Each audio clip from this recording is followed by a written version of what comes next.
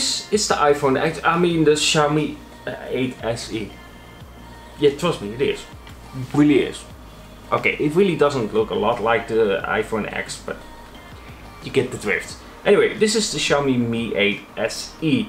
The Xiaomi Mi 8 SE is a series of the 8, where this is the cheapest one. And you have the Xiaomi Mi 8 and the Xiaomi Mi 8 Explorer Edition. The Explorer Edition has of course the better specs, but also the fingerprint scanner below the display. However, this one I didn't actually see covered a lot, so I was like, why not, right? So Gearbest shipped me out this one, and if you are interested in this one, I will put a link in the description where you can check it out. It is an affiliate link, but either way, if you are interested in this device, or if you want to wait for my opinion about it, you can check it out in the link below.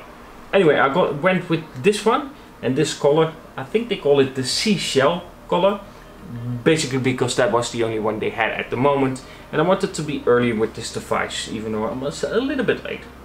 Anyway, we have seen the design trend with the camera like this seen from the iPhone, with the approach seen from the iPhone, and you know, we get the nudge from the iPhone and the lack of a headphone jack from the iPhone, which is all not that well, but at least they have an IR blaster, which is a Xiaomi thing, which is actually not bad, because more options are better, and there are people who actually really stand by having that on their phone, so more married to them.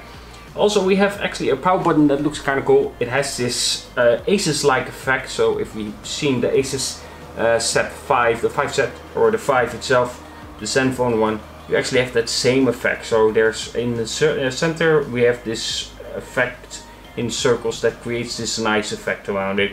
The back is a glass back, at least feels really solid compared to the what was it again? Huawei P20 Lite. This one actually feels solid. I don't feel anything where I feel like it's empty for some reason. Anyway, let me know, by the way.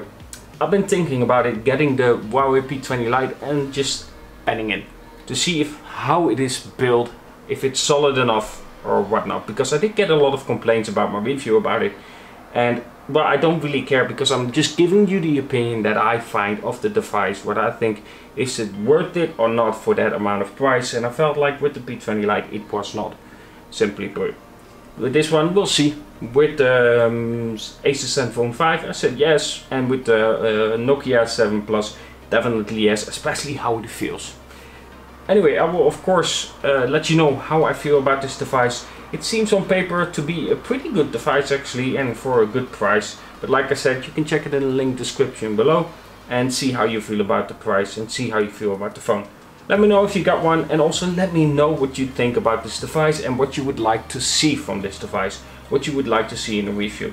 Now, I did do a short review on the HTC U12 Plus, and I'm gonna adapt that same style for this one as well, but also give a normal review where I cover more and show more pictures, for instance, for the camera, because 4 pictures just isn't enough to get a real appreciation of how good or bad a camera is.